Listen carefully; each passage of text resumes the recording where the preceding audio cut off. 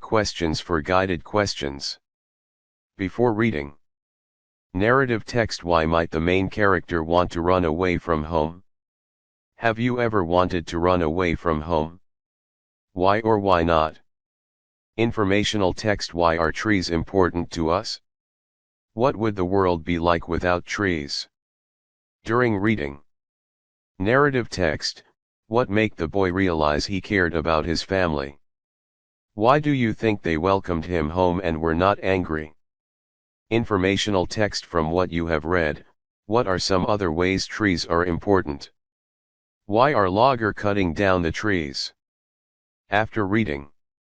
Narrative text. What would you now say to a friend who says he wants to run away? What are some other ways you can solve a family problem?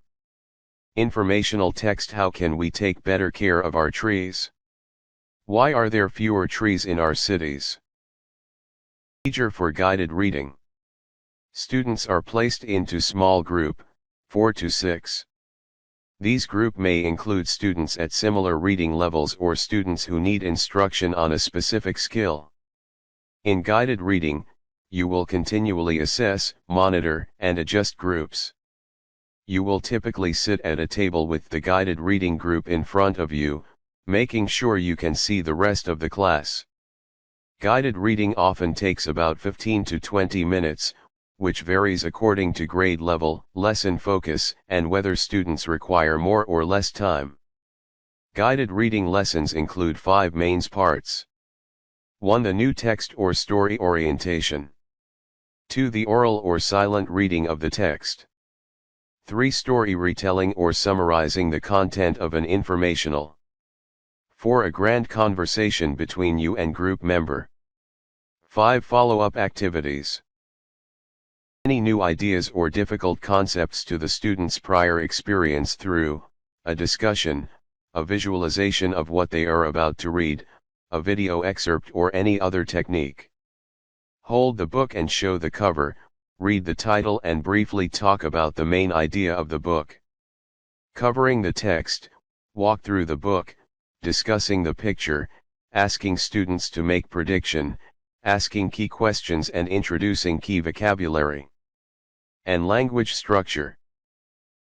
Children at the very early reading level, check for evidence of, or prompt for, directionality and one-to-one matching of spoken to printed words. For example, who can find the word is on this page. 2. When students have mastered the preceding skills, check for evidence of or prompt for, self-monitoring of understanding, the ability to search through the repertoire of decoding skills, accuracy, and self-correcting behavior. And summarizing. Students then retell what they have read to you, to their peers, or to a partner. To help young students meet this goal, incorporate the skill of summarizing into guided reading sessions. Teacher asks, "Can you tell me about what you have just read?" You will probe, or further explore, students by asking specific questions to prompt recall. You may take notes during this phase to record language facility and comprehension of individual students. Understanding the gist is an integral part of reading comprehension. Determining central ideas or themes of a text and analyze their development, summarize the key supporting details and ideas. Conversation or explicit phonics instruction. Inquiry learning is an instructional approach adopted by schools throughout the world. Learning through inquiry can and should happen throughout the day. Inquiry is both a natural and spontaneous state when we are engaged as learners seeking meaning. Inquiry-based learning changes the aims of school from short-term memorization of facts into disciplined questioning and investigating. Wolk, 2008. Grand conversation or explicit phonics instruction. Many lesson is conducted before the piece is read to increase reading independent, to reinforce patterns that have learned. 1 letter/sound association, beginning or ending sounds. 2 word chunks or word patterns, specific blend, ending, or rhyme. 3 reinforcement of high frequency. Follow up. The most appropriate follow-up activity is: invite students to take the finished text home to demonstrate their ability reading to their parents, caretakers, or siblings. Such follow-up not only provides needed practice but also promotes increased confidence and fluency for beginning readers. Classroom management during guided questions. Classroom management refers to the wide range of techniques and skills that a teacher uses to keep students organized, focused, attentive, engaged, and productive during a lesson. Common classroom management jobs that the teacher always does in class include: starting and finishing a lesson, giving clear instructions, setting up activities, forming group work and pair work, timing, eliciting and checking, correcting errors, praising students, monitoring activities, making eye contact, using the board, arrange seating, handling visual aids, dealing with discipline problems, dealing with mixed-level students, and setting and collecting homework. Writing center. It is the perfect way to emphasize the reading-writing connection. It can include writing letters to friends, family, poems, essays on a current topic. Listening center. Shared reading is an excellent way to listen to models of fluent reading. Although the focus is on reading for enjoyment, repeated listening and rereading of favorite stories aid fluency, develop sight vocabulary and deepen comprehension. Routman, 1995. Classroom library.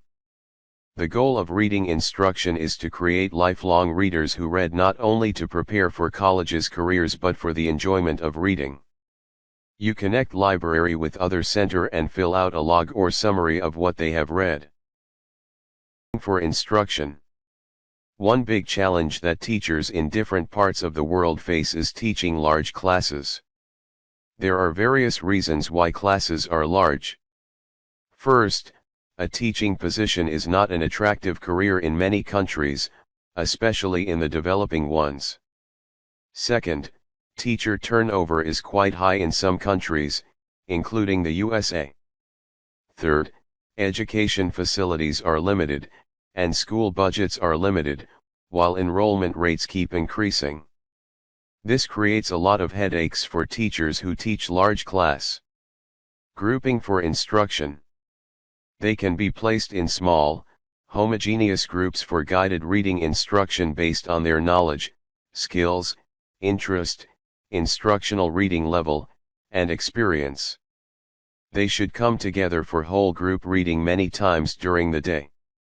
To avoid the stigma of low ability groups, maintain other heterogeneous groups during the day. The following flexible grouping systems each have place in a comprehensive literacy program. Leveled group, skill group, literature circle, pairs, buddy reading, peer editing groups, cooperative groups. Group. Conduct guided reading lesson with group of 5 or 6 students in the same instructional level. These leveled groups use texts that are slightly above students' reading level and focus on fluency, or reading comprehension.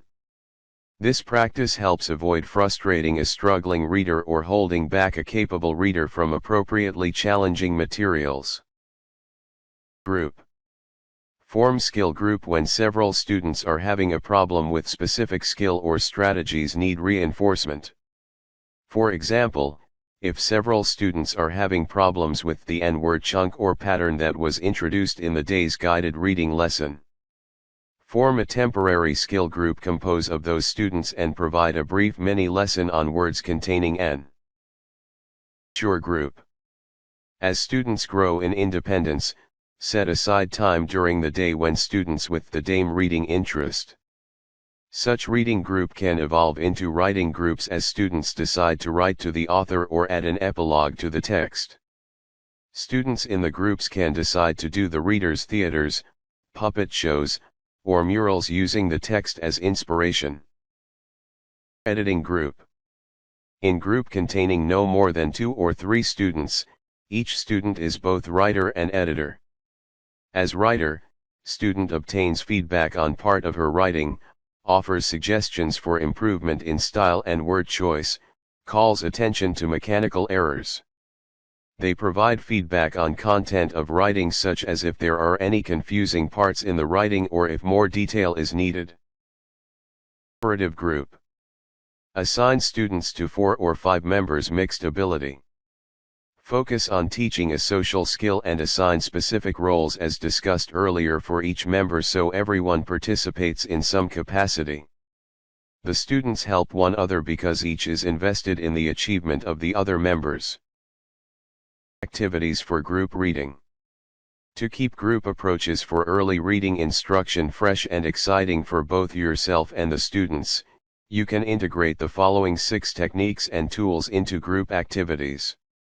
Masking, music, multimedia packages, pocket walls, words wall, close activities, and small group reading with special need.